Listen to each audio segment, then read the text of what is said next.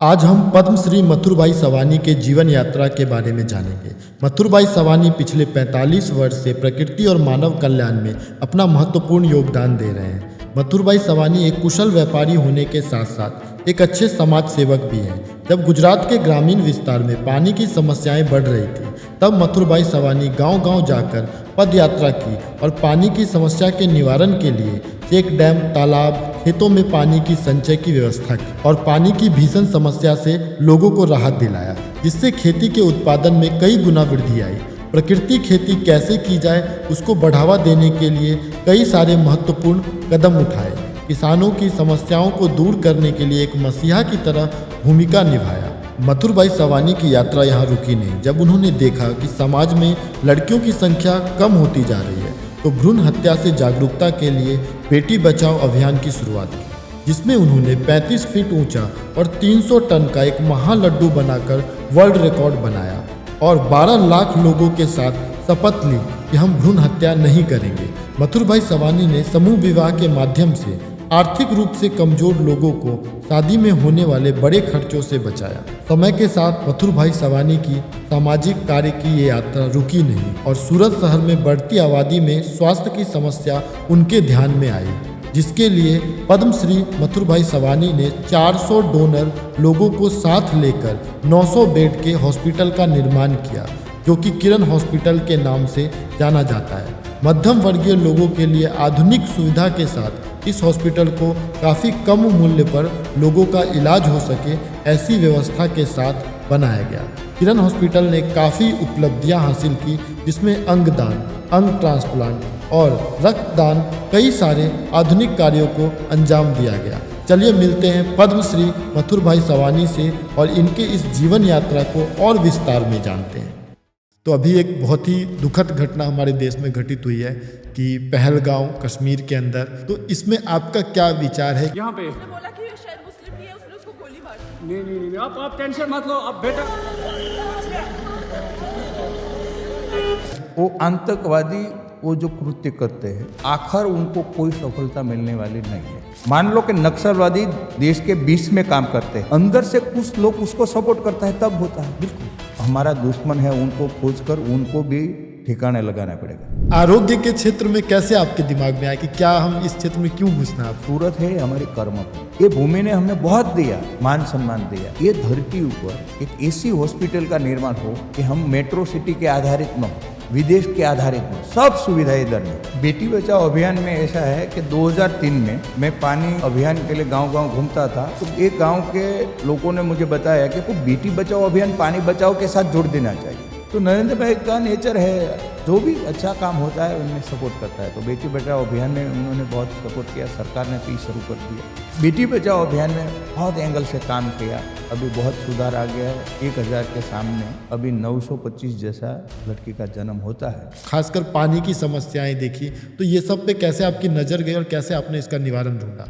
मैंने पद यात्राओं करी गुजरात में, तब कुछ खेती का उत्पादन 7000 करोड़ था। डैम बना, चेक डैम बना, तालाब बना, अब 2 लाख करोड़ का खेती का उत्पादन है। इसमें पानी मैनेजमेंट का बहुत बड़ा रोल है। तो आपका युवा अवस्था कैसा रहा और उस समय आपने अपने दिमाग को कैसे फोकस किया? कि हर कोई मानवी सफलता प्राप्त करनी है तो खुद को पहचानना चाहिए। हमने जो कुदरत ने ब्रह्मांड रूपी शरीर दिया है, वो शरीर में बहुत ताकत है। आज का युवा वर्ग बहुत कमज़ोर हो चुका है, उनसे फिजिकल काम एक सीढ़ी चढ़ने में भी कहते नहीं होता है।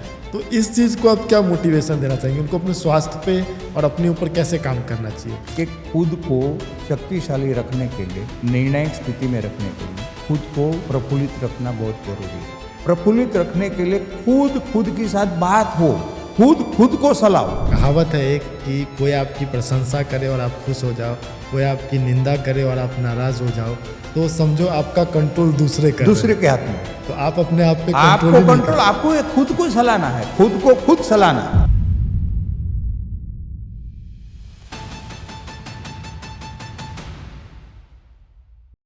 तो स्वागत है आपका हमारे इस खास एपिसोड में द रियल हीरोज। तो हम आपके जीवन के बारे में कुछ चीज़ जानेंगे, जिससे आप हमेशा से युवाओं को और आज की जनरेशन को प्रेरित करते रहते हैं। तो हम चाहते हैं कि हमारे प्लेटफ़ॉर्म से भी लोगों को आपके जीवन से और आपके जो इस संकल्प आपने इतना दृढ़ संकल्प लेके जो समाज को दिया है, उससे कुछ सीखने के लिए मिले।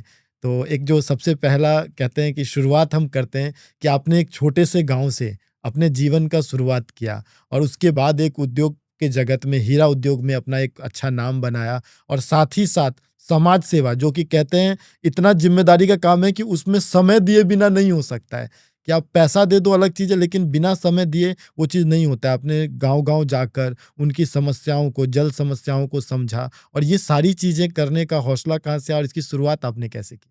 पहला तो मैं एक किसान का बेटा हूँ। 1975 में मैं एक रत्न कलाकार के हैसियत से सूरत में काम करता था। 5 साल मैंने रत्न कलाकार के हैसियत से काम किया। 1980 से मैं डायमंड का बिज़नेस शुरू किया।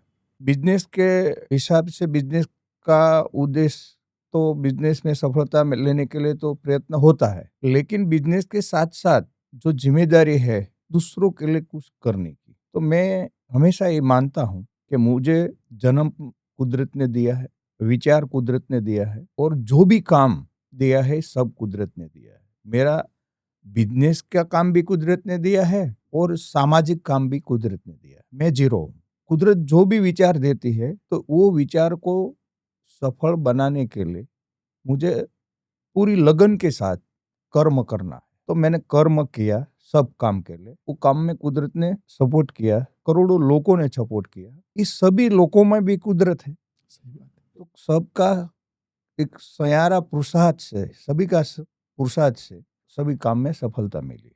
तो कहते हैं कि जब एक युवा आप आज युवाओं को प्रेरित करते हैं, तो जब एक हम युवा अवस्था में होते हैं, तो मन में कई सारे विचार आते हैं कि ये करना चाहिए, वो करना चाहिए। तो आपका युवा अवस्था कैसा रहा और उस समय आपने अपने दिमाग को कैसे फ़ोकस किया? क्या आपका मोटिवेशन था? मुझे ऐसा लगता है कि हर કોઈ માનવી પોતાની જીવન યાત્રામાં સફળતા પ્રાપ્ત કરनी है तो खुद को पहचानना चाहिए। हमने जो कुदरत ने ब्रह्मांड रूपी शरीर दिया है वो शरीर में बहुत ताकत है। ये शरीर की ताकत को समझने के लिए हम जो ब्रह्मांड में रहते हैं वो ब्रह्मांड की ताकत हमको समझनी चाहिए।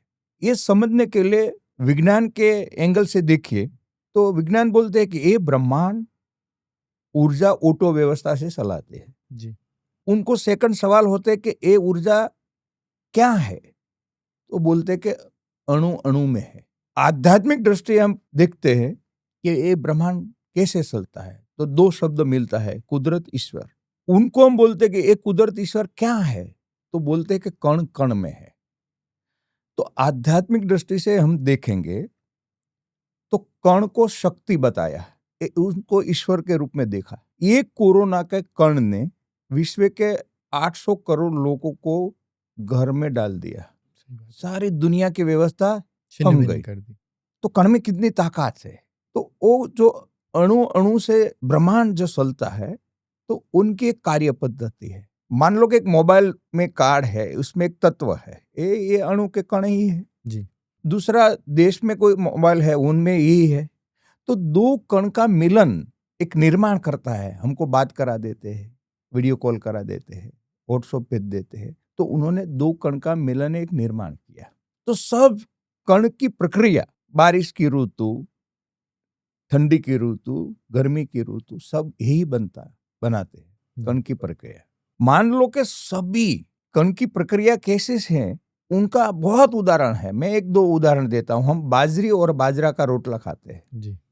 मान लो कि सूरत के कामरेज में एक 20 एकड़ में बाजरी का खेतर है, ओलपाड़ में 20 एकड़ में बाजरा का खेतर है। सारे दक्षिण गुजरात में बाजरी का खेतर है ही नहीं। तो बाजरा को जो वो दाना आने के पहले उनको ऊपर डूंडा ऊपर थूली आती है, कण आता है, तो एक दूसरा को टच आता है, तब वो दाना निर्माण होता है। जी।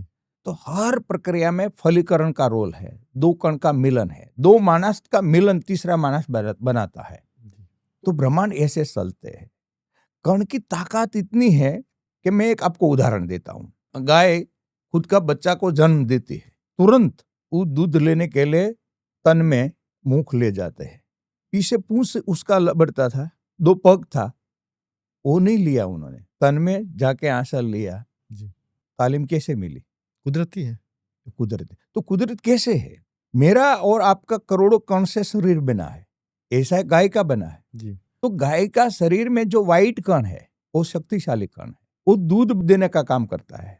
जब गाय के शरीर में बच्चा का बनने की प्रक्रिया शुरू होती है, तब गाय 8 लीटर दूध देती है, तो पहले महीने 2 कम हो जाएगा।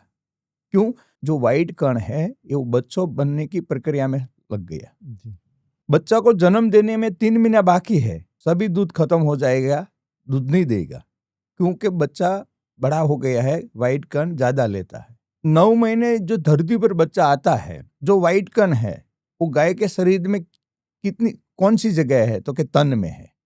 तो दोनों कण लोई सम्मक की जैम एक दूसरे को खींचते हैं, इसलिए बच्चा पूंछ नहीं पकड़ता है, पीछे पग नहीं लेते हैं, तन में आंचल लेता है।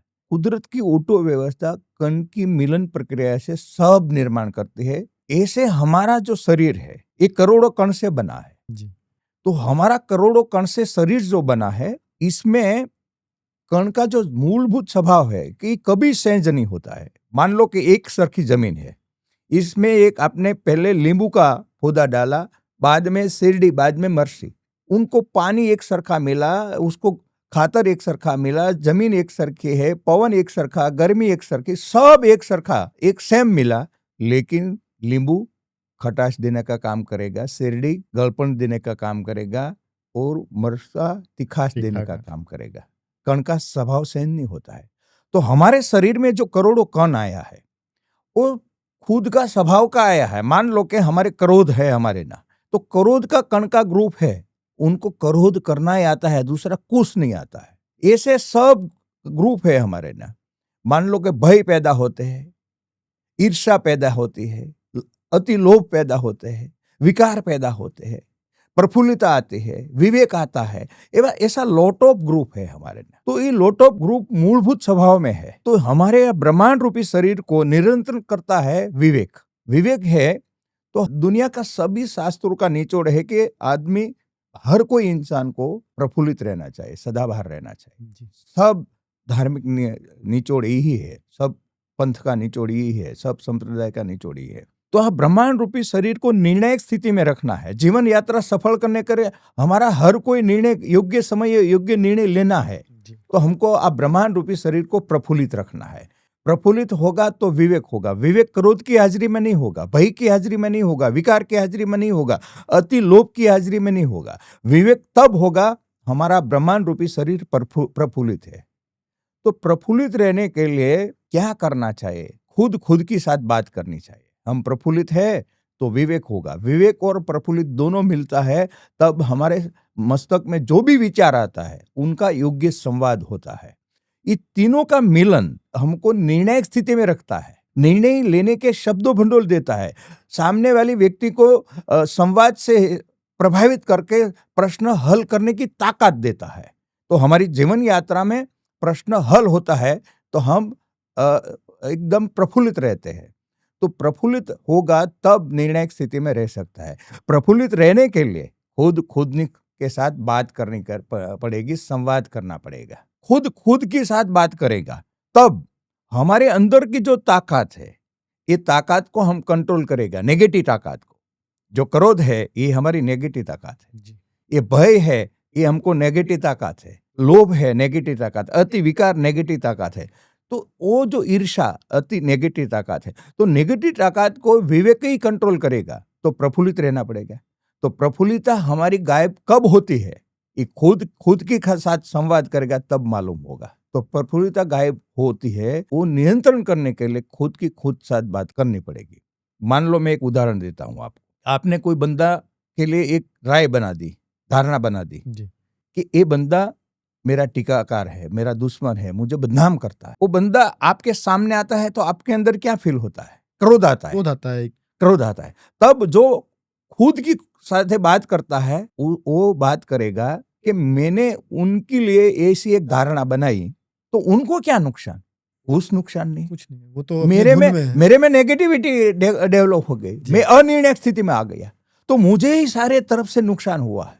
तो ऐसी धारणा बनने का सॉफ्टवेयर में क्यों लेकर फरता हूं? सही बात। मैं क्यों लेके फिरता हूँ, वो डिलीट कर देगा तो दुनिया के सब लोग उनको अच्छा लगेगा, तो उनकी प्रफुल्लता बढ़ जाएगी। दूसरा, हमेशा प्रफुल्लित रहने के लिए रियल कुदरत के साथ जुड़ना पड़ेगा। रियल कुदरत शब्द मैं इसलिए वापरता हूं कि हम अंधश्रद्धा में फंसाते हैं। रियल कुदरत के साथ जुड़ना पड़ेगा, क्योंकि मुझे कर्म अधीन बनना पड़ेगा। कर्म अधीन बनने के लिए मुझे ये स्वीकारना पड़ेगा कि कण की प्रक्रिया, कण में ताकत है, कण शक्ति है, तो कण की प्रक्रिया है। मुझे माँ के कुखे मेरे जन्म दिया है। जन्म मेरा हुआ तो मेरा 2 किलो वजन था, 200 ग्राम का माइन था, 4 साल में 1 किलो का हुआ। तो जो ये कण आया वो कुदरत ने दिया, ये कुदरत है, ये शक्ति है। तो मुझे जन्म कुदरत ने दिया है, विचार भी कुदरत ने दिया है। मेरा समय समय काम कुदरत ने तय किया है। मान लो कि छोटी उम्र में कुदरत ने काम दिया है जनरल नॉलेज बढ़ाने के लिए, अक्षर ज्ञान बढ़ाने के लिए, शिक्षण लेने के लिए, जनरल नॉलेज वगैरह वगैरह लेने के लिए ये काम दिया है। आपकी एक उम्र होती है तब आपके पास बिजनेस भी आता है, जिम्मेदारी आती है, परिवार की जिम्मेदारी आती है, समाज की जिम्मेदारी आती है, खुद का आरोग्य की अच्छी देखभाल करने की जिम्मेदारी आती है। तो वो सब जिम्मेदारी जो भी कुदरत ने काम दिया है, वो काम मुझको दिल लगा के करना है, क्वालिटी काम करना है, उसके साथ एक काम के साथ बहुत अच्छे ढंग से जुड़ना है। ये भाव के साथ सब कर्म करते हैं, उनका जो भी परिणाम आता है वो परिणाम स्वीकारना पड़ेगा, तब हम प्रफुल्लित रह सकते हैं। हमारे पास जो भी व्यवस्था है, ये व्यवस्था में हम प्रफुल्लित रह सकते हैं। लेकिन जो भी व्यक्ति कर्म अधीन नहीं बनती है, वो कोई कार्य में निष्फलता मिलती है तो सामने वाले व्यक्ति को निमित्त बनाता है कि उनके हिसाब से मेरी निष्फलता हुई। बिल्कुल। वो तो उनको बदनाम करने में समय बिताते हैं, कारण ढूंढते हैं, उनको बदनाम करने में समय बिताते हैं, उनको उनके थी क्रोधित रहते हैं, भयभीत रहते हैं, तो वो अनिर्णायक स्थिति में आ जाते हैं। तो उनकी जीवन यात्रा में लॉट ऑफ अनिर्णायक स्थिति में भी फंसा जाते हैं, तो उनकी शक्ति, कार्य शक्ति कम हो जाती है। तो हर कोई युवा ने उनकी कार्य शक्ति बढ़ानी है, उनको निर्णायक स्थिति में रहना है। वो बिजनेस की बात में सफलता लेनी है, आरोग्य के बाद में सफलता लेनी है। एक तंदुरुस्त समाज, 2 व्यक्ति के बीच में बालक का जन्म होने वाला, तो 2 व्यक्ति के बीच बालक का जन्म होता है, वो तंदुरुस्त तब होता है कि दोनों प्रफुल्लित होता है, दोनों के अंदर एक ईर्ष्या होती है, क्रोध होता है, लोभ होता है, विकार होता है, तब वो बालक बनता है ना, ये तंदुरुस्त नहीं बनता है। तो तंदुरुस्त समाज के लिए दोनों को तंदुरुस्त रहना पड़ता है, तब बनता है। तो खुद की ताकत बढ़ाने के लिए, खुद का निर्णायक स्थिति बढ़ाने के लिए, खुद का व्यवसाय बढ़ाने के लिए, खुद का आरोग्य अच्छा रखने के लिए, परिवार अच्छा रखने के लिए, अच्छा कर्तव्य करने के लिए, देशभक्ति करने के लिए, काम करने के लिए खुद को खुद के साथ बात करनी पड़ेगी, तब वो काम निर्णायक स्थिति में रह सकता है। तो हर कोई युवा ने खुद के साथ बात करनी पड़ेगी। मान लो कि पिछले 1000 साल में जो भी नया टेक्नोलॉजी आया, ये 800 सीट का प्लेन उड़ा, लाइट आई, मोबाइल आया, लॉट ऑफ नई टेक्नोलॉजी आई, इसमें देश में कौन सा योगदान है? यूरोप, अमेरिका, जापान का योगदान है। सही बात। तो वो लोग क्यों ये कर सका, हम क्यों को नहीं कर सका? तो उनकी वो खुद की साथ बात करते हैं, हम और उनकी बीच में क्या डिफरेंस है? तो डिफरेंस ये है, उनकी जरूरियात सीमित है। उनके क्या चाहिए? तो अच्छा कपड़ा चाहिए, अच्छा घर चाहिए, अच्छा फर्नीचर चाहिए, अच्छा भोजन चाहिए, अच्छा प्रवास चाहिए। दूसरा कुछ नहीं चाहिए उन लोगों को, यूरोप, अमेरिका, जापान के लोग। हमको तो वो सभी तो हमको ही चाहिए, अच्छा तो हमको ही चाहिए, सब कुछ अच्छा ही चाहिए। लेकिन हमारे दूसरी जो भी बाही भारण बोलते हैं, हम बाही तनाव बोलते हैं, हमारा जन्म से मरण तक हमारा जो रीत रिवाज हो, सामाजिक प्रसंग आता है, इसमें खर्च भी होता है और उसमें समय भी बर्बाद होता है। तो वो जो दुनिया को दिया है उनको ये नहीं आता है। उनको कोई शादी के 20 हमारे ने क्या होता है, माँ के पेट में 7 महीना का बालक होता है, तब से प्रसंग शुरू हो जाता है। उनका जन्म के साथ प्रसंग आता है, उनकी जो शादी करने पहले जो लड़की लड़का का जो संबंध बोलते हैं, व्यवसाय बोलते हैं, इनका छोटे बड़े 7-8 कार्यक्रम आते हैं, लग्न का आता है, मानस का अवसान होता है, बाद में 8 कार्यक्रम आते हैं। तो इसमें जो दुनिया ने कुछ दिया है वो ये व्यवस्था में फंसा नहीं है, हम इसमें फंसा गया है। और हमारी वो जो दुनिया को दिया, उनको कोई माता जी, ईश्वर वगैरह वगैरह सुरधन, उनको कुछ नुकसान नहीं करते। हम तो ये मानते हैं कि माता जी का ये नहीं किया इसलिए ये निराश हो नुकसान जाएंगे हुआ जी। है, ये हुआ। तो हम अंधश्रद्धा में है, श्रद्धा में नहीं है। तो रियल कुदरत में बोलता हूं तो रियल कुदरत में कर्म ही करना है। रियल कुदरत में ऐसी कोई व्यवस्था नहीं है कि मेरा ये काम हो जाएगा तो मैं भगवान को ये चढ़ाऊंगा, ऐसी कोई व्यवस्था नहीं है। भगवान इंसान नहीं है, भगवान एक शक्ति है। शक्ति उसको हम है। क्या प्रसन्न करेंगे, हाँ, उसको क्या चीज की उनको जरूरत है? उनको कोई चाहिए नहीं, उनको तेल नहीं चाहिए, उनको नारियल नहीं चाहिए, उनको भोग नहीं चाहिए, उनको वस्त्र नहीं चाहिए, कुछ नहीं चाहिए। उनको तो उनकी साथ जो तुम्हारा जुड़ाव है, ईश्वर है, ईश्वर के बिना मैं एक सेकंड नहीं हूँ, सही बात। ये भाव चाहिए उनको। तो ये भाव के साथ खुद को जीरो करे, कर्म अधीन बने, यही व्यक्ति ताकतवान बनती है। वही व्यक्ति खुद के लिए शक्तिशाली साबित होते हैं, परिवार के लिए, देश के लिए वही व्यक्ति शक्तिशाली साबित हो सकते हैं। तो खुद के साथ बात हो तब सब युवान शक्तिशाली बन सकते हैं और एक तंदुरुस्त समाज का निर्माण हो सकता है। बहुत ही महत्वपूर्ण बात कही, जो कि सीखने जैसा है कि सबसे पहला जो सर ने बताया कि आत्ममंथन, हम अपने आप से जब बातें करना शुरू करते हैं, हम अपने अंदर झांकना शुरू करते हैं, सारी अच्छाई बुराई सब हमसे ही शुरू होती है। हम किसी से गुस्सा होते हैं, हम किसी से आशा रखते हैं, हम किसी से निराश होते हैं, ये सब के जो सृजन करता है वो हम ही है। और हम अगर अपने आप पे कंट्रोल रखें, कहते हैं ना, कुछ आदमी के बातों का हमें बहुत बुरा लगता है, कुछ आदमी का बात हमें महसूस भी नहीं होता है, तो फिर सब चीज़ का इंजन जो है वो हम खुद हैं। तो ये चीज़ें हमें समझनी चाहिए कि हम जितना अपने ऊपर कंट्रोल करेंगे वही हमारे सफलता का, वही हमारे दिमाग को स्थिर रखने का एक राज होता है।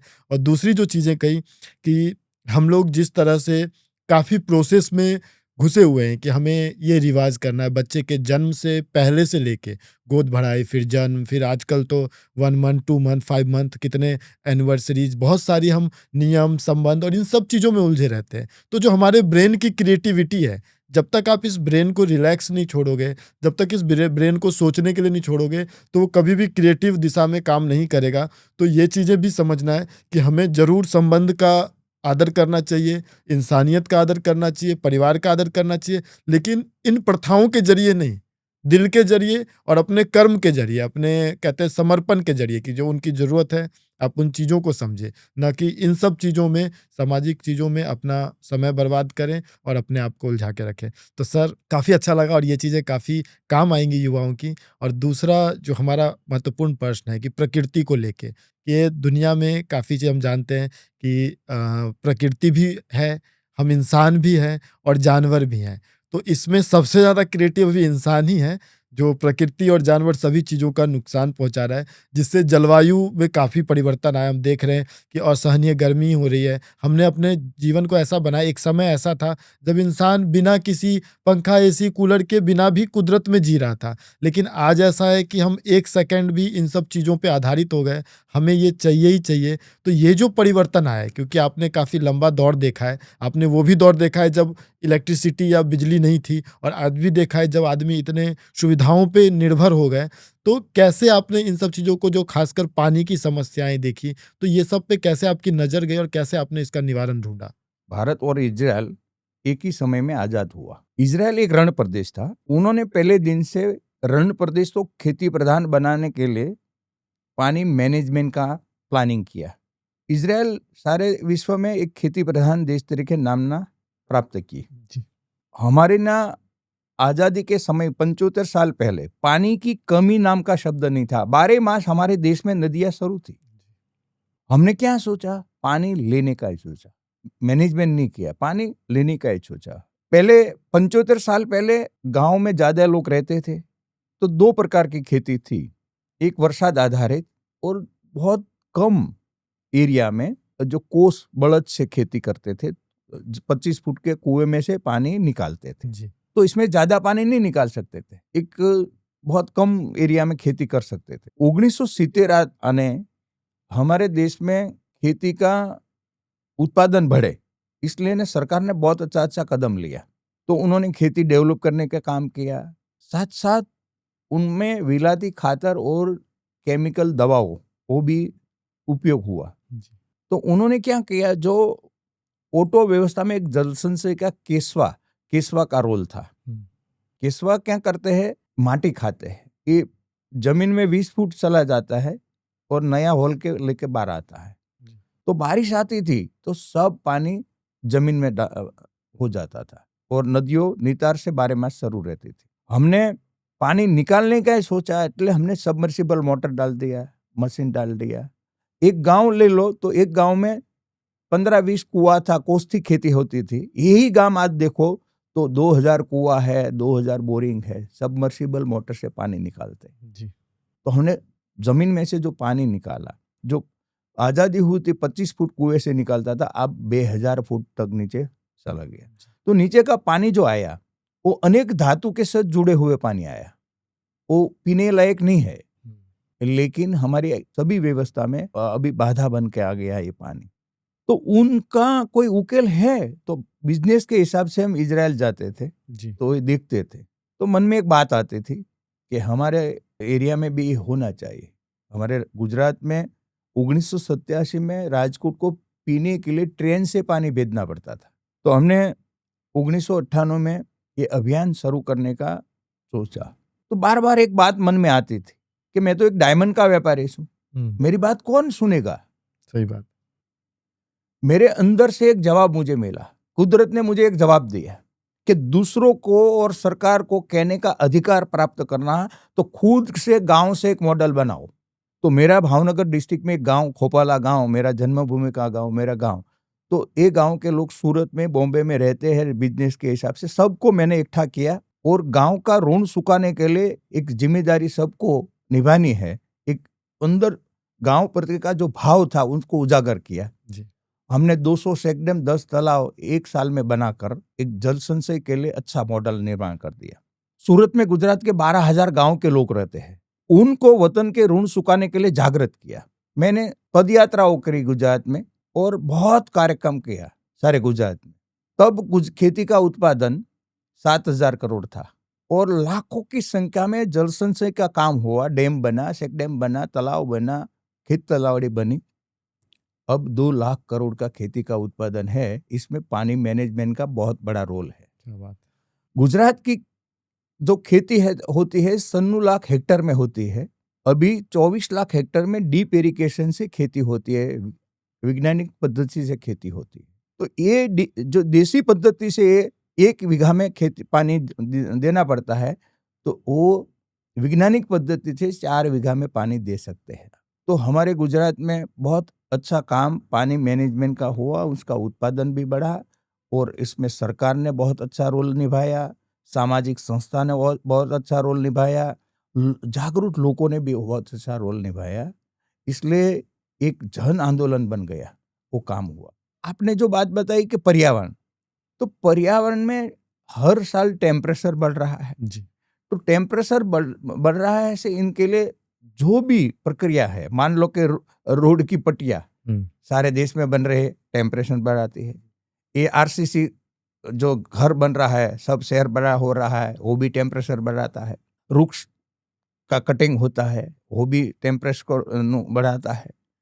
इंडस्ट्री टेम्परेचर बढ़ाती है। इतना वाहन रोड ऊपर चलता है, ये भी टेम्परेचर बढ़ाता है। तो इस सब के बीच में पर्यावरण को सपोर्ट करने के लिए सभी को जिम्मेदारी निभानी पड़ेगी। ज़्यादा से ज़्यादा वृक्षों का जतन करना पड़ेगा, उछेरना पड़ेगा।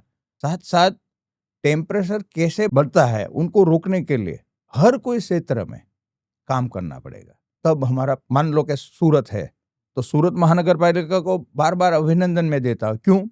कि उन्होंने जो पानी का यूज होता है ना, वो शुद्धिकरण करके उद्योग में यूज करने के लिए दिया, बहुत बड़ी संख्या में दिया।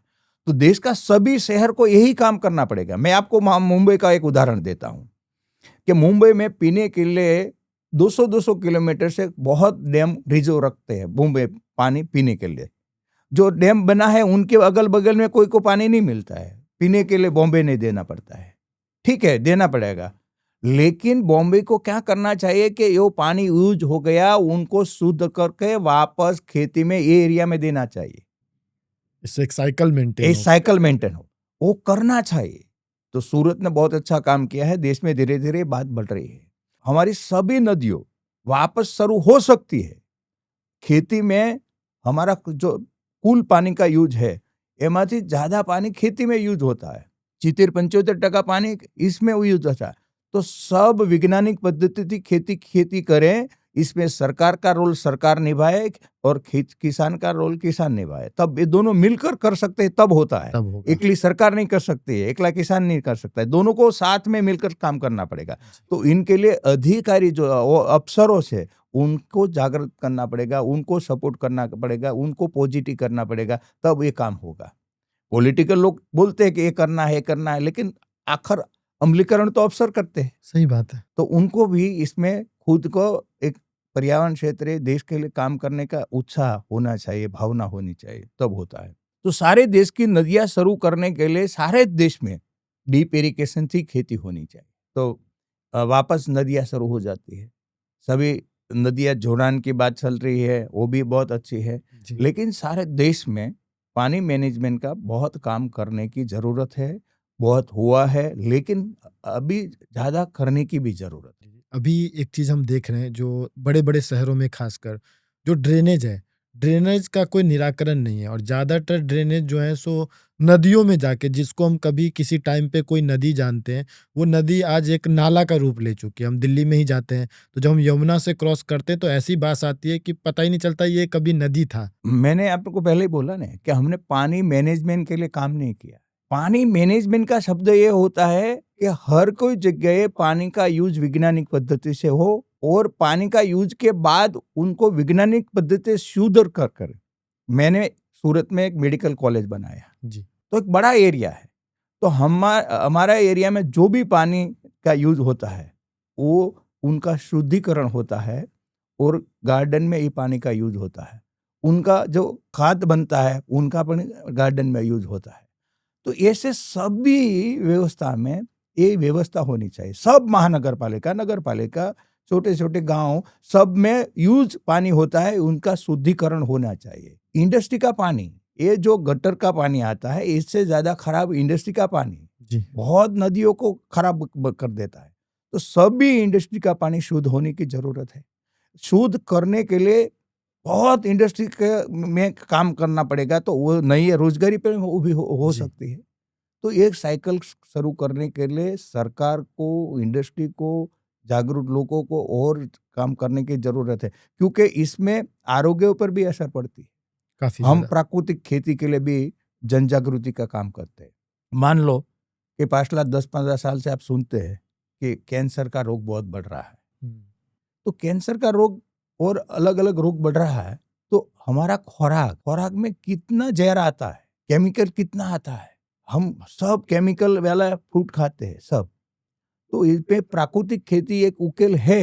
प्राकृतिक खेती करने के लिए लॉट ऑफ खेडूत आगे आ रहा है। तो हमारे देश में प्रधानमंत्री बहुत प्राकृतिक खेती ऊपर भाग देते हैं। हमारे गुजरात के राज्यपाल प्राकृतिक खेती ऊपर बहुत काम करते हैं। तो प्राकृतिक खेती ही आरोग्य लोगों का सुधारेगा, तो प्राकृतिक खेती जरूरी है।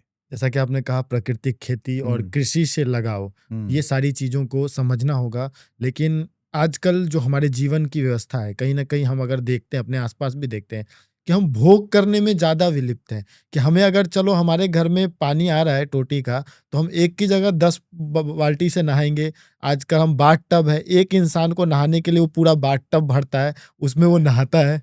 75 साल में पानी का यूज हर कोई एरिया में बढ़ गया है। मान लो कि 75 साल पहले के जो मानव है वो पानी का यूज कितना करता था, तो बहुत कम करता था। बहुत कम। वो टॉयलेट एक डोलसा लेके जाता था। हाँ।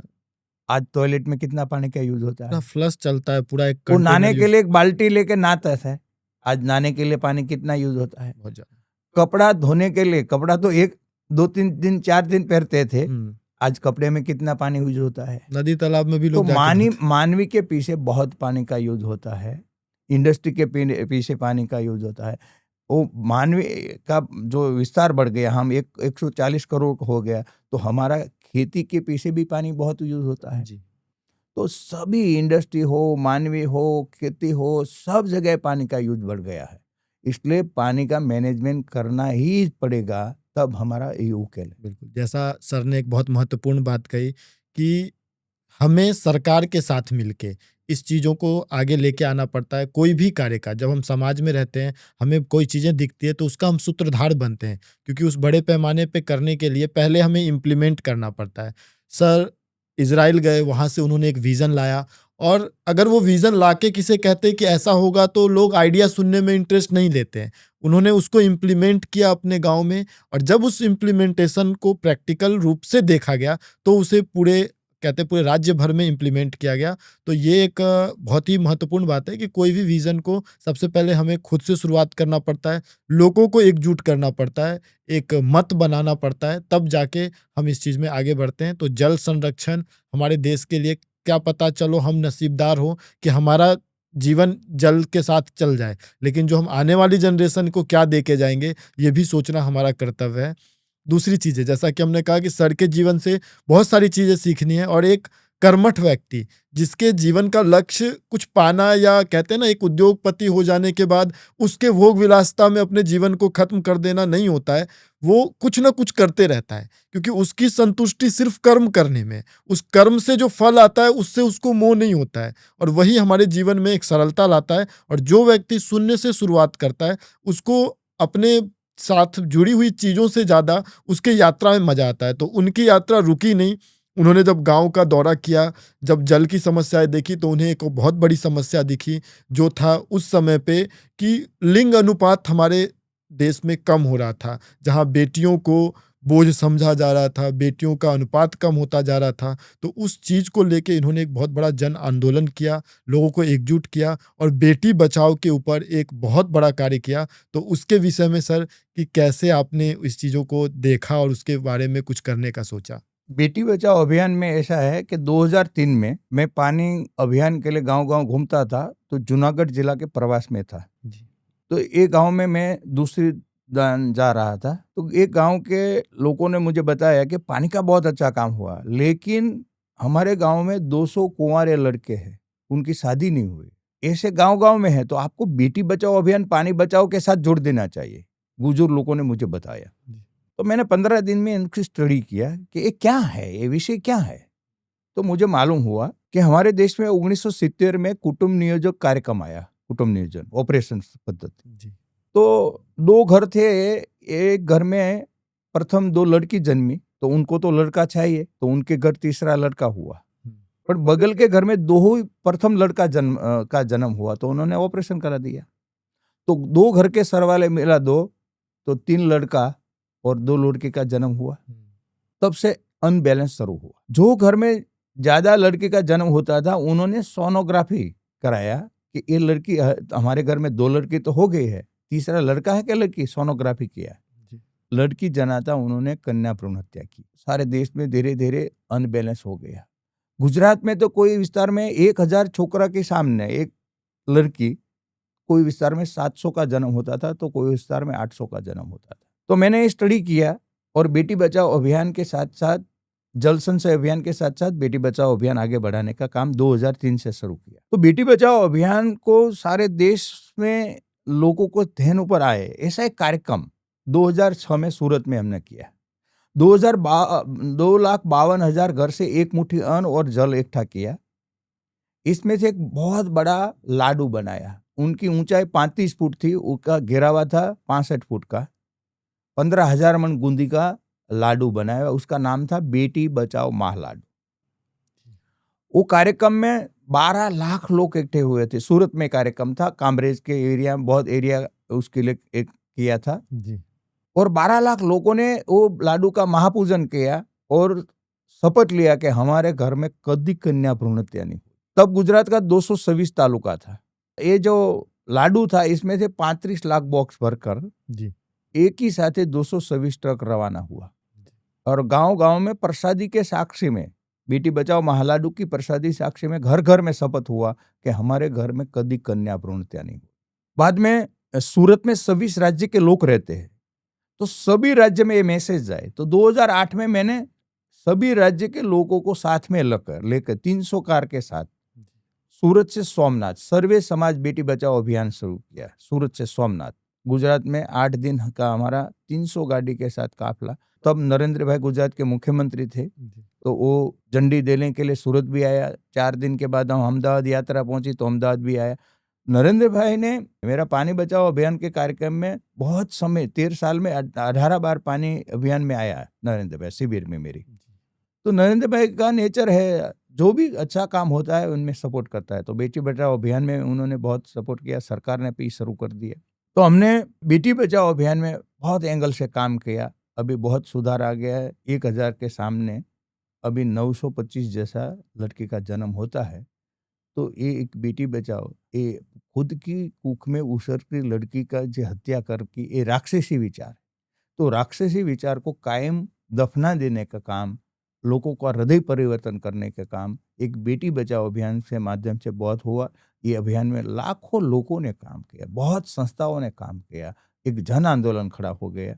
अभी तो सारे देश में नरेंद्र भाई मोदी साहब प्रधानमंत्री ने बेटी बचाओ बेटी पढ़ाओ अभियान सारे देश में अभी तो काम और कर रहा है। काफ़ी स्थिति काफ़ी अलग है। आज तो लोगों के ये भी विचार हैं कि अगर एक बेटी, 2 बेटी भी होती है, तो लोग बेटे की आशा नहीं करते हैं। तो समय काफ़ी बदला और इसके पीछे कहते हैं ना, हम परिणाम देखते हैं, लेकिन उसके पीछे कई लोग, कई समाज हमने सेवक अपना हमने जीवन ऐसी देते हैं। ऐसी बहुत योजनाओं पण बनाई बेटी बचाओ अभियान में।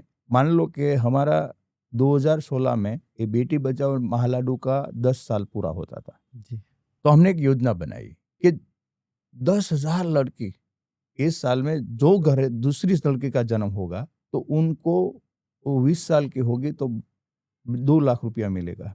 ऐसा बॉन्ड हमने 200 करोड़ का 10,000 लड़की के लिए करा। बहुत बड़ी बात है। और सभी को जो इस साल में दूसरी लड़की का जन्म हुआ सारे गुजरात में एक काम किया। बादशाह बॉन्ड योजना उनको बोलते हैं। लवजी भाई बादशाह ने उनको वो डोनेशन किया था उन्हें। अच्छा, और किरण हॉस्पिटल में 8 साल हुए, लड़की का जन्म होता है ना, उनका कोई डिलीवरी का चार्जेस नहीं है हॉस्पिटल। जो दूसरी लड़की का जन्म होता है उनको 20 साल की होती है तो 2 लाख रुपया मिलता है। तीसरी लड़की का जन्म होता है तो उनको 2.5 लाख रुपया मिलता है। और चौथी लड़की का जन्म होता है तो 5 लाख रुपया मिलता है। और ये एक कहते हैं कंटिन्यू, जो आपने लड़कियों के लिए, उसके रोजगार के लिए भी काफ़ी कार्य किया, उनके बचाव के लिए भी काफ़ी कार्य किया। तो जैसे आपने किरण हॉस्पिटल की चर्चा की, ये आपके जीवन का एक बहुत बड़ा प्रोजेक्ट है और उसके विषय में सबको पता है, जो खासकर गुजरात और सूरत वासी हैं वो तो किरण हॉस्पिटल से परिचित है। तो आप एक डायमंड इंडस्ट्री से आके और किसानी से लेके, ये सब चीज़ें तो चलो एक कनेक्शन था, लेकिन आरोग्य के क्षेत्र में कैसे आपके दिमाग में आया कि क्या हम इस क्षेत्र में क्यों घुसना, आपका आइडिया है? आपने बहुत अच्छा सवाल किया जी, मैं बोलता हूँ ना कि कुदरत विचार देती है। तो कुदरत विचार देती है तो कैसे है कि मेरे सामने कोई कुदरत आके खड़ा नहीं होती। कुदरत कोई व्यक्ति के माध्यम से देती है। कण कण में भगवान है, तो आपके शरीर में करोड़ों कण है, मेरे शरीर में करोड़ों कण। इसमें ऐसा हुआ कि 2009 में हमने एक समाज भवन बनाया था, पाटीदार समाज, उनका लोकार्पण का कार्यक्रम था। तो हमें जो पढ़ने के लिए, एक डॉक्टर वगैरह वगैरह पढ़ने के लिए लोन देने के लिए, ब्याज वगैरह की लोन देने के लिए जी, हमने एक 30 करोड़ का फंडोल कर रहा था। तो मैंने एक दाता को बोला तो उन्होंने 1 करोड़ 1 लाख लखाया। बगल में हमारे वल्लभ भाई लखाणे, उन्होंने 51 लाख लगाया। तो मैं वापस उनके पास गया कि 1 करोड़ 11 लाख कर दो। तो उन्होंने बोला कि इसमें 51 लाख रखो, आप बड़ी हॉस्पिटल बनाओ, आप कर सकेंगे, आपको सब सहयोग करेगा। बड़ी हॉस्पिटल आप बनाने का जो सोच आगे आएगा तो मेरा 5 करोड़ देने के लिए मैं तैयार हूँ। अभी जाहिरात करनी है तो कर दो। जी, तो टेज कार्यक्रम शुरू था। मैं खुद के साथ बात शुरू की, मैं मुझे क्या करना चाहिए। मंच ऊपर गुजरात सरकार के मंत्रियों बैठे थे। तो मेरे अंदर से जवाब मिला कि अभी एक बड़ी हॉस्पिटल की जाहिरात कर दो। जी, तो दूसरी बार मैं माइक ऊपर गया, मेरा आवकार प्रवचन खत्म हो गया था। मैं दूसरी बार माइक ऊपर गया। सूरत है हमारी कर्म भूमि, ये भूमि ने हमने बहुत दिया है, दुनिया देखने का उन्होंने हमने ताकत दी, बिजनेस दिया, मान सम्मान दिया। तो ये धरती ऊपर एक ऐसी हॉस्पिटल का निर्माण हो कि हम मेट्रो सिटी के आधारित न हो, विदेश के आधारित न हो, सब सुविधाएं इधर में हो। जी, ऐसी एक हॉस्पिटल करने की हमने निर्णय लिया है।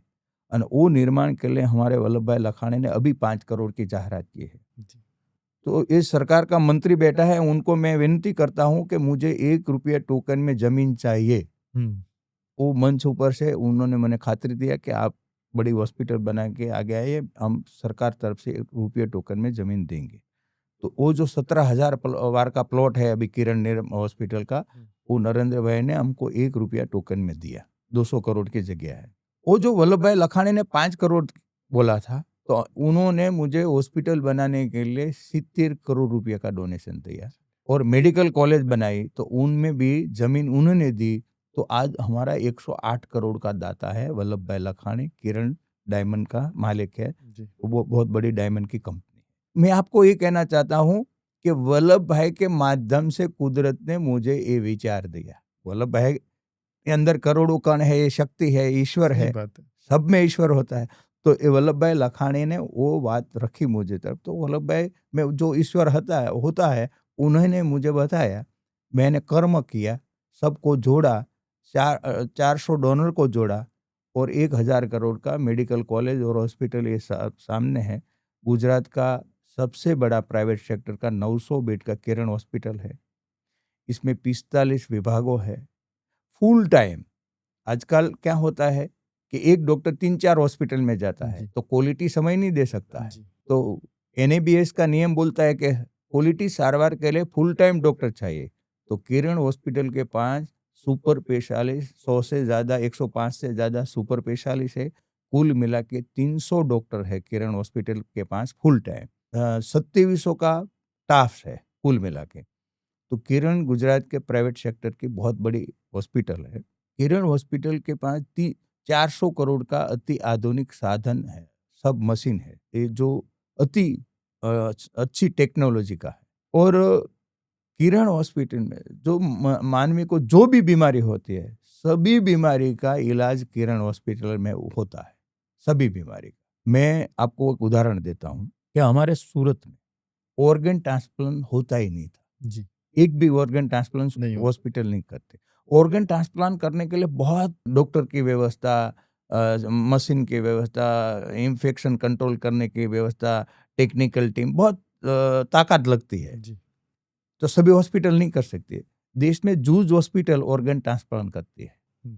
किरण हॉस्पिटल देश में अग्रणी हॉस्पिटल है। उसका एक मैं आपको उदाहरण देता हूँ कि मान लो कि गुजरात में 6-7 हॉस्पिटल ऑर्गन ट्रांसप्लांट करते हैं, लेकिन ब्रांडेड दर्दी होता है, उनका ऑर्गन 7 ऑर्गन का ट्रांसप्लांट हो सकता है। तो सभी विभाग गुजरात में कोई भी हॉस्पिटल के पास नहीं है, किरण हॉस्पिटल के पास है, साथ ही साथ ऑर्गन ट्रांसप्लांट विभाग है। तो उन्होंने 2 दिन पहले एक नई क्रांति की। हमारे देश में कोई भी हॉस्पिटल के पास जो ब्रांडेड दर्दी आया, इस हॉस्पिटल में, वही हॉस्पिटल में सभी अंग का ट्रांसप्लांट हुआ, ऐसा इतिहास में नहीं है। हमारे हॉस्पिटल में 2 दिन पहले एक ब्रांडेड दर्दी का ऑर्गन एक ही दिन में 7 लोगों को ऑर्गन ट्रांसप्लांट हुआ। एक ही इंसान का एक दिन में। भारत में पहली हॉस्पिटल है कि एक दिन में 7 ऑर्गन ट्रांसप्लांट करने की। हमारे फेफड़ा का ट्रांसप्लांट, हृदय का ट्रांसप्लांट, कितने वगैरह वगैरह 7 ऑर्गन ट्रांसप्लांट एक दिन में एक मरीज का अंग का हुआ। ये भारत में पहला। तो हमारी किरण हॉस्पिटल गुजरात का, सूरत का गौरव है। सभी काम किरण हॉस्पिटल में बहुत अच्छे ढंग से होता है और रीजनेबल भी होता है। मैं रीजनेबल की एक मैं आपको बात सुनाता हूँ कि हमारे 8 साल में किरण हॉस्पिटल में 32 लाख से ज्यादा लोगों ने सेवा का लाभ लिया। मान लो कि मेट्रो सिटी में सुपर स्पेशलिस्ट 2,500 रुपया OPD का चार्ज लेता है, हमारे किरण हॉस्पिटल 250 रुपया लेती है, बहुत ही कम है। तो मेट्रो सिटी के हिसाब से 8 साल में किरण हॉस्पिटल में जो भी मरीज OPD में आया, उनको कितना फायदा हुआ? तो 1296 करोड़ का फायदा हुआ। सूरत के OPD चार्ज के सामने 570 करोड़ का फायदा हुआ, ओनली OPD। बाकी सब रिपोर्ट में वगैरह वगैरह वगैरह वगैरह से तो कुल मिला के 5,000 करोड़ का फायदा ये 8 साल में लोगों को हुआ। किरण हॉस्पिटल में देश और दुनिया में सभी जगह से मरीज आते हैं। मान लो कि बुलेट ट्रेन का काम चल रहा है जी, तो इसमें 350 जापानीज लोग इधर है, तो सबका इलाज किरण में होता है। हमारे साथ उनका एग्रीमेंट है। बड़ी बात। तो किरण हॉस्पिटल में देश विदेश से सब लोग सारवार लेते हैं।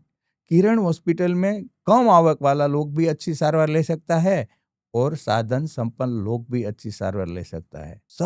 सबको देखकर किरण हॉस्पिटल में सभी के लिए व्यवस्था है। मान लो कि आपने कम आवक वाला है तो हमारे जनरल एसी जनरल है, एसी वार्ड में रखते हैं, एयर कंडीशन वार्ड में रखते हैं, तो उनका पलंग का 400 रुपया चार्ज है। इसमें मरीज को 2 समय में भोजन मिलता है, 3 समय में चाय पानी नाश्ता मिलता है, वो 400 रुपया एसी में रखते हैं। तो सामान्य वर्ग के लिए भी सरकार की सभी योजना हमारे यहाँ अमल में है। तो जो सरकार की योजना में होते हैं तो सामने से 300 रुपया उसको मिलता है आने जाने के लिए। तो हर महीने 8,000 लोग सरकार की योजना का किरण हॉस्पिटल में लाभ लेते हैं। तो किरण हॉस्पिटल के हिसाब से लोगों को बहुत अच्छी आरोग्य सारवार मिली है, सभी क्षेत्र में मिली है और क्वालिटी सारवार मिली। मान लो कि गांव से कोकले आते हैं, हमारी जो हॉस्पिटल का निर्माण चल रहा था तब हमने जो सर्वे हमारा किया था, तो मान लो कि सूरत से के गांव विस्तार में से कोई बॉम्बे गया तो मरीज के साथ वार्ड में तो एक ही व्यक्ति रह सकता है, 2 व्यक्ति साथ में है तो होटल उनको प्रवृत्ति नहीं है। मुंबई जैसे शहर में होटल उसको प्रवृत्ति नहीं है, कोई संबंधी है नहीं, तो फूलपाट ऊपर रहना पड़ता था। तो हमने जो गांव एरिया में से आते हैं, दूसरे राज्य में से आते हैं, उनके लिए 150 लोगों की रहने की व्यवस्था की है। 200 रुपये में रहने देते हैं, 200 रुपया, 50 रुपया में भोजन देते हैं। 200 रुपया नहीं दे सकते ऐसा कोई व्यक्ति है तो ओनली 10 रुपया टोकन में रहने के लिए व्यवस्था। दूसरी बात मैं आपको बताता हूँ कि हॉस्पिटल में क्या होता है कि एक मरीज आईसीयू में है तो कोई मरीज 15 दिन रह सकता है, 1 महीना रह सकता है, तो इनका रिलेटिव क्या बेचते हैं, वेटिंग में, रात दिन वेटिंग में होते हैं, तो वो बीमार हो जाते हैं। तो उनके लिए वेटिंग के बगल में हमने ऐसी कैबिन बनाया, रात को 8 बजे उनको सोने के लिए, जो आईसीयू में उनका 75 नंबर है तो इसमें 75 नंबर का उनको कैबिन मिल जाता है। बहुत ही कहते हैं ना डीप थिंकिंग है कि उतने हद तक कोई सोचता नहीं। आज भी जो हमारे सरकारी हॉस्पिटल है, किरण हॉस्पिटल में ये भी हमने देखा है। मान लो कि हमारे हॉस्पिटल का जो प्लानिंग चल रहा था तब कलकत्ता में एक हॉस्पिटल में आग लगी थी, 280 लोग का मृत्यु हो गया था। मोटाभाग की आग होती है शॉर्ट सर्किट से।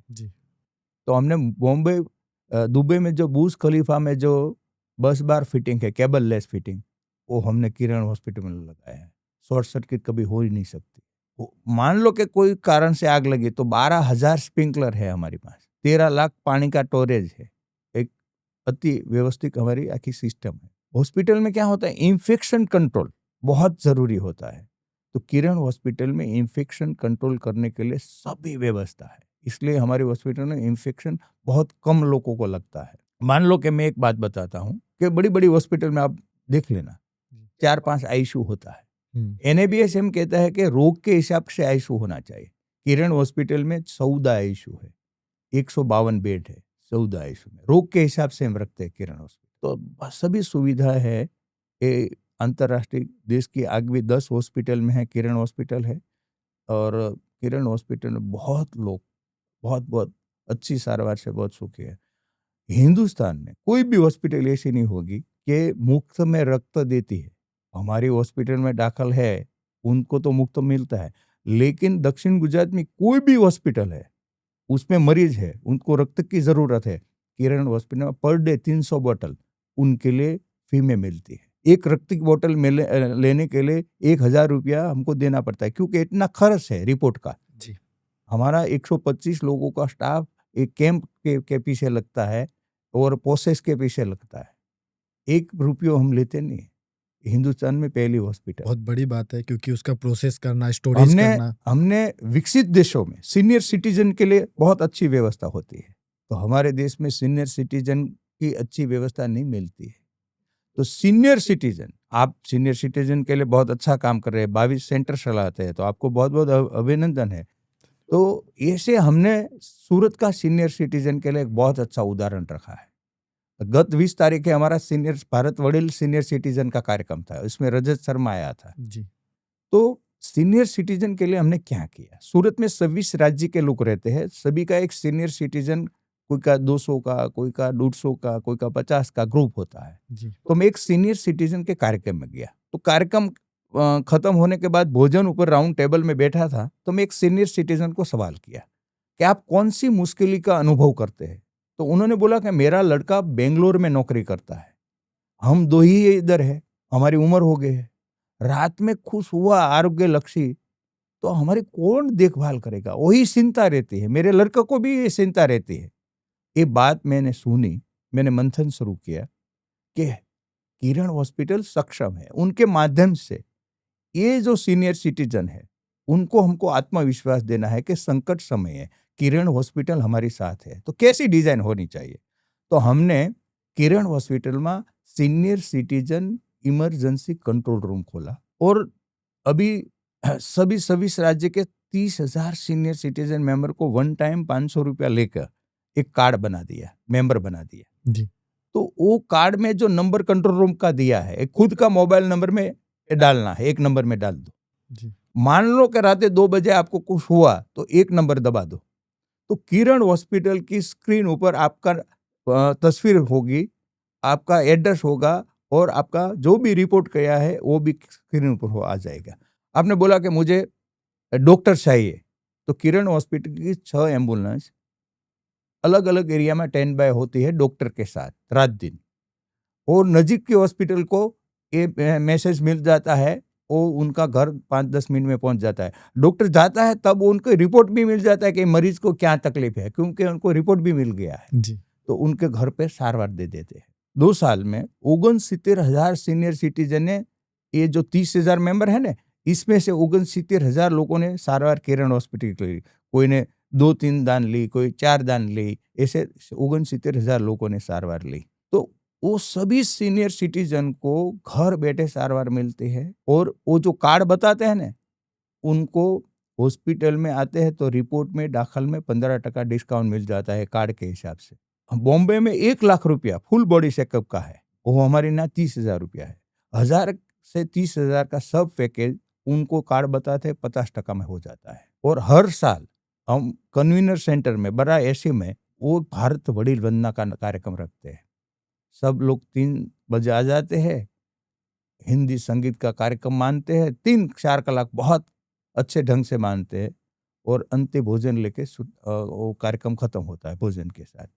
तो इसमें सभी का वंदन होता है, भारत वडील वंदना नाम दिया है क्योंकि सभी राज्य के सीनियर सिटीजन इस कार्यक्रम में आते हैं, तो उसको भारत वडील वंदना नाम दिया है। वो जो आते हैं ना, तो सबका संदन का तिलक होता है, पुष्पों से वधामणी होती है और साल से सम्मान होता है सभी को, इसलिए ऐसा कार्यक्रम होता है। तो सीनियर सिटीजन के लिए हमने बहुत अच्छा कार्यक्रम किया है, आगे वाले दिन में भी ऐसा कुछ नया उसमें आएगा। बहुत बड़ी बात है। और आपने जैसा बताया कि जैसे एक कहते हैं ना, खोजी दिमाग कभी शांत नहीं बैठता है। हाँ। आपने हर समस्या को देखा, जब जिस फील्ड में घुसे तो उसकी गहराई तक गए। जो व्यवस्था आपने बताया, अगर ये व्यवस्था हर सिटीजन को, हर गवर्नमेंट स्तर इस चीज़ को इम्प्लीमेंट करे तो हमारे देश में खासकर ये स्वास्थ्य की समस्या ही नहीं आएगी।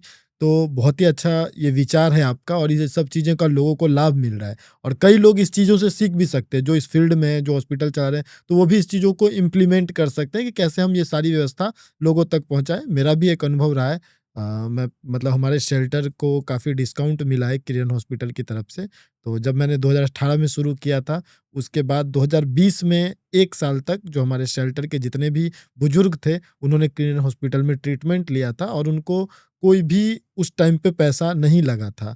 ये मेरा एक पर्सनल अनुभव, तब मैं उतना ज़्यादा नहीं था टच में, लेकिन बहुत अच्छा है। काफ़ी लोग पेशेंट जाते हैं तो उनकी स्थिति को समझ के भी वहाँ पे अच्छा ट्रीटमेंट दिया जाता है, उनके साथ एक अच्छा बर्ताव किया जाता है। तो ये एक अच्छी बात है, जब एक समाज सेवक किसी चीज़ का नेतृत्व कर रहा होता है तो उसके अंदर सारी संवेदनाएँ होती है। लेकिन इतने बड़े व्यवस्था को चलाने के लिए हमें दोनों चीज़ का देखना होता है कि कहाँ पे संवेदनशील रहना है और कहाँ पे मैनेजमेंट को सँभालना है। तो वो दोनों चीज़ आप बहुत अच्छे से निभा रहे हैं। काफ़ी बातें हुई हमारी इन सारी टॉपिकों पे, और लास्ट में मैं आपसे एक ख़ास बात पूछना चाहूँगा कि जैसे जिस तरह आपका ये यात्रा चलते जा रहा है, तो निश्चित रूप से ये समाप्ति की ओर तो नहीं है।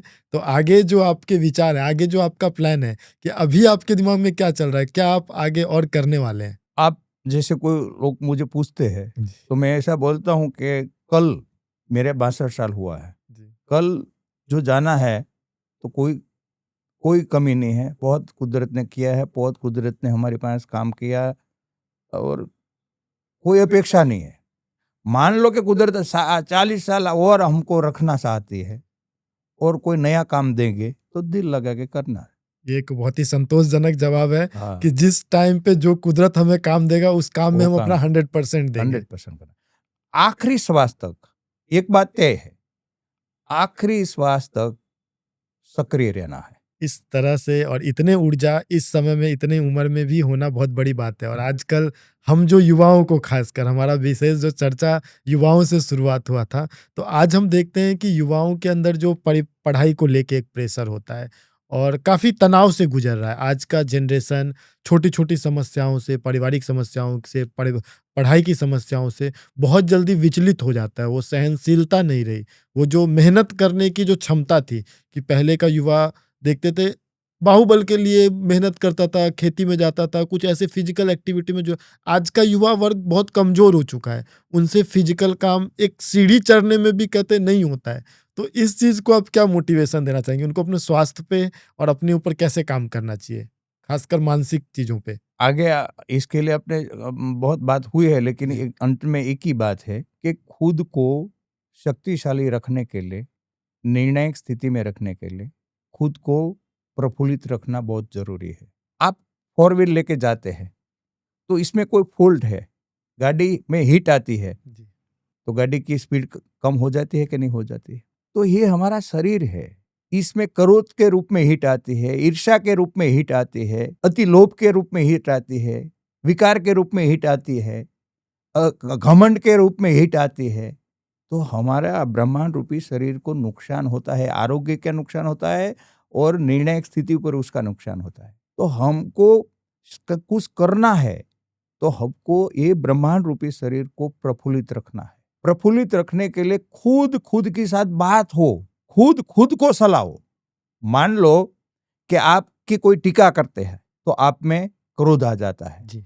तो आपको क्रोधित करने की चाबी कौन के? दूसरों के हाथ में है ना। खुद की पास चाबी रखो। सामने वाला का कोई शब्द आपको ऊपर कोई असर नहीं छोड़ना चाहिए। कोई प्रफुल्लित आपकी प्रशंसा करता है तो ओवर भी नहीं होना चाहिए, हो ही हमारे पास चाबी होनी चाहिए। हमको हमारी मस्ती में काम करना है, खुद की साथ बात करना है, खुद को ताकतवर बनाना है। मैं हूँ, मैं बड़ा नहीं हूँ, छोटा नहीं हूँ। मानस बड़ा छोटा नहीं हो सकता है, मानस होता है। कोई भी बात हमको असर नहीं करनी चाहिए, ऐसी एक ताकत प्राप्त करनी है, उनकी एक अलग शक्ति बनती। सही बात है। और कहावत है एक कि कोई आपकी प्रशंसा करे और आप खुश हो जाओ, कोई आपकी निंदा करे और आप नाराज हो जाओ, तो समझो आपका कंट्रोल दूसरे के हाथ में है। तो आप अपने आप पे कंट्रोल आपको खुद को सलाहना है, खुद को खुद सलाहना है। बहुत बड़ी बात कही आपने। तो हमें बस अपने आप को प्रसन्नचित रखना है, इस शरीर को प्रसन्नचित रखना है। हम अक्सर लोगों को देखते हैं इस द्वंद में घूमते हैं कि हमें उसके लिए किया, उसके लिए जीवन छोड़ दिया, उसके लिए हमारा ये हुआ, उसके जब इंसान इस शरीर को खुश नहीं रख सकता, इस शरीर के लिए कुछ नहीं कर सकता है, वो दुनिया में किसी के लिए भी कुछ नहीं कर सकता है, क्योंकि हर कार्य का कर्ता ये शरीर ही बनता है। खुद को शक्तिशाली बनाना है। मान लो कि कुदरत ने मुझे ये एरिया में काम करने की तक दी, मैंने दूसरों के लिए कुछ किया ही नहीं है, मैं ये भार लेके फरता ही नहीं हूँ। समय का काम है, कुदरत ने जिम्मेदारी दी, निमित्त बनाया, तो कुदरत का आभार है। दूसरों के लिए मैं काम करता हूँ, ऐसा मगज में कुछ आना ही नहीं चाहिए, आना ही नहीं चाहिए। अपनी प्रसन्नता के लिए, अपनी प्रशंसा कर। मेरे अंदर कुदरत है, मैं कुदरत अगर एक सेकंड भी नहीं हूं तो मेरे अंदर जो कुदरत है वो कुदरत को प्रफुल्लता इसलिए इसमें से मिलती है, कुछ करने से मिलती है। तो मेरी प्रफुल्लता लेने में करता हूं, दूसरों का उपकार करने के लिए काम करता हूं, ये विचार आना ही नहीं चाहिए। और हर एक सक्सेसफुल इंसान, हर एक जो कुछ जीवन में हासिल किया, उनका एक क्षेत्र अलग होता है। समझो कि आपने जैसा कहा कि मैं अपने आप को प्रसन्न करने के लिए काम करता हूँ, तो ये विचार ही आपसे आज तक काम करवा रहा है। नहीं तो जरूरत के लिए जो काम करता है, जरूरत तो बहुत जल्दी पूरी हो जाती है। नहीं, मैं जो ऐसा सोचूंगा कि मैं दूसरों के लिए काम करता हूँ, तो मेरे अंदर पड़ेली जो व्यवस्था है ये प्रशंसा के लिए आतुर बनती है। बिल्कुल। तो मेरी कोई अच्छी बात करे, इनके लिए मैं लालायित होता हूँ, इनके लिए मैं अपेक्षित बनता हूँ, मैं भिखारी बनता हूँ।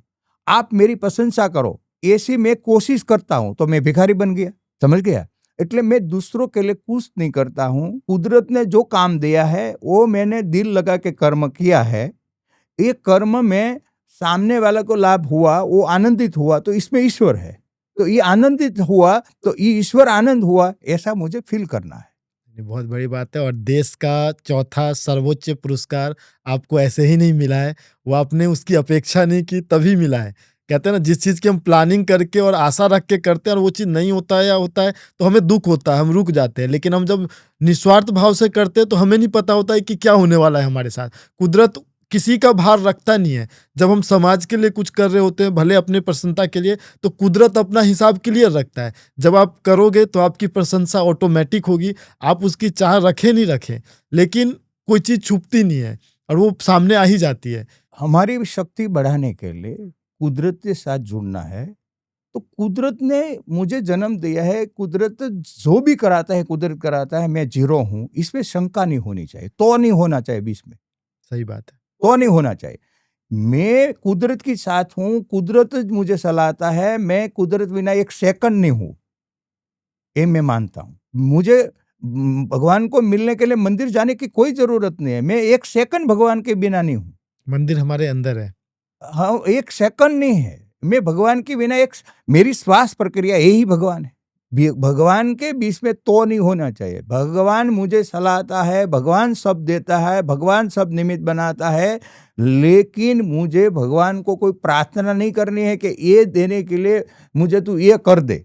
ऐसी प्रार्थना कोई भगवान के साथ होती नहीं है। तो भगवान कोई बिजनेस डील थोड़ी कर रहे हैं। ये डील नहीं करता है, डील नहीं करता है। मुझे भगवान के पास कभी ऐसी अपेक्षा नहीं करनी है कि मुझे ये काम दे, मुझे ये व्यवसाय दे, मुझे ये काम दे, मुझे ये दे, मुझे ये प्रतिष्ठा दे, ऐसा कभी सोचना ही नहीं है। ये हमें आत्ममंथन करना है और सही मतलब में धर्म खुद यही के है। साथ बात करने हैं, ईश्वर के बिना मैं एक सेकंड नहीं हूँ, इसमें कोई तो होना ही नहीं चाहिए। बिल्कुल। तब हम सदाबार होते हैं, तब हम प्रफुल्लित होते हैं, तब हम विवेक के साथ होते हैं, तब हमारा योग्य मंथन होता है, तब हम योग्य निर्णायक स्थिति में होते हैं। तो हर कोई क्षेत्र में हमको योग्य निर्णय के माध्यम से सफलता मिलती है। नहीं, बहुत बड़ी चीज़ है और यही चीज़ हमें सीखना है कि ईश्वर ने हमें ये शरीर दिया, ये मस्तिष्क दिया और हमें छोड़ दिया कि तुम इससे अपनी शक्ति को पहचानो और तुम्हारा कर्म, तुम्हारा शक्ति ही तुम्हें निर्णायक स्थिति तक ले जाएगा। मेरे सामने आके मांगने से मैं कुछ नहीं दूंगा, मुझे दूध चढ़ाने से मैं प्रसन्न नहीं हो जाऊंगा। वो इन सब चीज़ों से विमुक्त है। वो भी हम चढ़ा के खुद को ही प्रसन्न कर रहे होते हैं कि मैंने ये किया। आजकल लोग मंदिरों में या कहीं भी जाते हैं, दान करते हैं, खुश होते हैं और वो अपने आप को प्रसन्न करते हैं। मैंने इतना किलो बूंदी का लड्डू चढ़ाया, मैंने इतना करके आया, मैंने सोने का सिंहासन बनवाया। तो वो एक्चुअल में खुद को प्रसन्न कर रहा होता है इस माध्यम से कि हम भगवान को प्रसन्न कर रहे हैं। भगवान प्रसन्न, दुख, कोई अपेक्षा कुछ पाने से अलग है। वो एक सुपीरियर पावर है, वो एक एनर्जी है। जैसे आपने कण की बात की तो वो कणों का महाकण है जो सारे कण का निर्माण करता है और बहुत सारी चीज़ें आपने आज सिखाया। और लास्ट में हम एक जानेंगे कि अभी हमारे देश में कहते हैं कोई इंसान जो खुद के लिए करता है, परिवार के लिए करना सबकी जिम्मेदारी होती है, माँ बाप का करना, बच्चों के लिए करना, लेकिन उसके अलावा जो हम समाज के लिए कर रहे हैं वो हमारी एक सामाजिक जिम्मेदारी है। उससे ऊपर होता है एक देश की जिम्मेदारी। तो अभी एक बहुत ही दुखद घटना हमारे देश में घटित हुई है कि पहलगांव कश्मीर के अंदर हमारे देश के जो सिटीजन हैं, नागरिक हैं, वहाँ पे घूमने गए और उनको आतंकवादियों द्वारा क्रूरता से हत्या कर दी गई। तो उस विषय में अभी काफ़ी चीज़ें हमारे देश में घूम रही है। कुछ लोग धर्म का एंगल दे रहे हैं, कुछ लोग शासन व्यवस्था में कमी का एंगल दे रहे हैं। तो इसमें आपका क्या विचार है कि क्या है इसका कारण और क्या होना चाहिए इसके लिए आगे? वो आतंकवादी वो जो कृत्य करते हैं, आखिर उनको कोई सफलता मिलने वाली नहीं है। हमारा देश में 140 करोड़ लोग हैं। जी। हमारा देश का सभी की एक जिम्मेदारी बनती है कि हमारे देश में कोई भी दूसरा देश से आतंकवादी आता है, नक्सलवादी आता है, तो उनको सरकार की पुलिस के हवाले बातमी देकर करना चाहिए। मान लो कि नक्सलवादी देश के बीच में काम करते हैं जी। तो वो अंदर से कुछ लोग उसको सपोर्ट करता है, तब होता है। बिल्कुल। दूसरे देश तो हमको डिस्टर्ब करने के लिए आतुर है, हमारा दुश्मन है। जी। हमारा दुश्मन को पहुंचने के लिए ओनली एकली सरकार सब नहीं कर सकेगी। सही बात। हर कोई व्यक्ति की कर्तव्य बनता है कि मान लो कि नक्सलवाद है तो नक्सलवाद को बीच में हथियार मिलता है, उनको सपोर्ट मिलता है, तो दूसरा देश का तो सपोर्ट है पर हमारे देश में से कुछ लोग इनके साथ होता है, तो उनको हमको खोजना पड़ेगा। हमारा दुश्मन है, उनको खोजकर उनको भी ठिकाने लगाना पड़ेगा। हमारा जो दूसरा देश हमारा दुश्मन है, ये दुश्मन को इजराइल जो रीति जवाब देता है, ये ढंग से जवाब देना पड़ेगा। ये बिल्कुल। समय पक गया है। बहुत हमारे देश में उन्होंने आतंक मचाया है, पिछले 75 साल से मचाते हैं। तो सारे देश की भावना है कि अभी जो कश्मीर में हुआ है, अभी घटना बनी है, तो इसके दुखी है सारा देश ने। उन्होंने श्रद्धांजलि दी है, श्रद्धांजलि के साथ साथ वो आतंकवाद का जबरदस्त विरोध किया है। जी। प्रधानमंत्री ने पण बहुत सख्त निवेदन दिया है, काफी निर्णय भी सख्त लिया है। तो सभी की जिम्मेदारी बनती है। हमारे देश की कमनसीबी ये है कि हम भारतीय नहीं बनते हैं, हम ज्ञातिवादी बन जाते हैं, हम संप्रदायवादी बन जाते हैं, हम कौमवादी बन जाते हैं। लेकिन सभी को भारतीय बनने की जरूरत है। ये देश हमारे लिए स्वर्ग है, ये देश हमारे लिए सब कुछ है। तो ये देश है तो हम है। तो ये भाव है, ये भाव सतत जागृत रहना चाहिए। जैसा आपने कहा कि हमें बाहरी आतंकवादी से लड़ना है, तो जो हमारे आंतरिक आतंकवादी है उनको देखना है कि हमारे आस पड़ोस में, हमारे आसपास में कौन ऐसा व्यक्ति है जो इन लोगों को सपोर्ट करता है, क्योंकि उनके सपोर्ट के बिना उनको यहाँ पे एक दिन भी रहना संभव नहीं है। तो ये चीज़ों पे हमें जागरूक होना पड़ेगा। सारी अपेक्षाएं हम सरकार से नहीं रखते हैं, कुछ हमारी भी जिम्मेदारी होती है।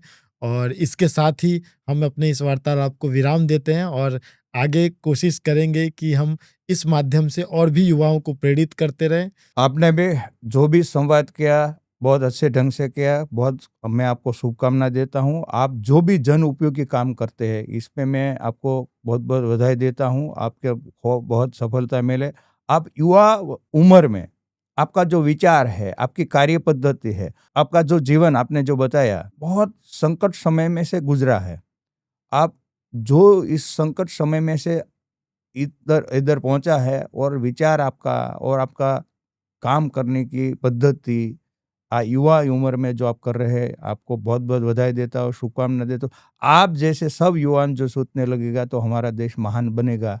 हर कोई व्यक्ति महान बने तब देश महान बनता हमारे है। देश में जब आपके जैसे मार्गदर्शक होते हैं, मेरा एक कहते हैं रुचि होता है। मैं भले युवा अवस्था में हूँ, लेकिन मुझे सुनना, जानना, ऐसे जीवन से मैं बहुत मतलब मेरे आंखों में एक चमक होता है जब मैं ऐसे कोई प्रतिष्ठित व्यक्ति को देखता हूँ, उनके जीवन के संघर्ष यात्रा को देखता हूँ, तो मुझे बैठना बहुत पसंद है। मेरे घर के लोग भी, मेरे दोस्त भी कहते हैं कि जितना मैं ऐसे हमारे उम्र में नहीं एडजस्ट करता, उतना मैं इन सब चीज़ों में घंटों घंटों संतों को सुनता हूँ, उनकी बातों को सुनता हूँ, उनके अनुभव को सुनता हूँ और काफ़ी चीज़ें अपने जीवन में धारण करता हूँ कि कैसे हम आनंद के लिए, सारे आनंद किसी भी चीज़ में आता है। आज मैं किसी की सेवा कर रहा हूँ, मुझे बड़ा आनंद आता है, मुझे इतना खुशी मिलता है, मुझे वो आनंद किसी चीज़ है। कोई लोग उस आनंद के लिए घूमते हैं, कुछ आनंद के लिए कहीं अपने अलग तरह से मनोरंजन करते हैं, कोई डिस्को करते हैं, कोई नशा करते हैं। तो आनंद की कोई परिभाषा नहीं है।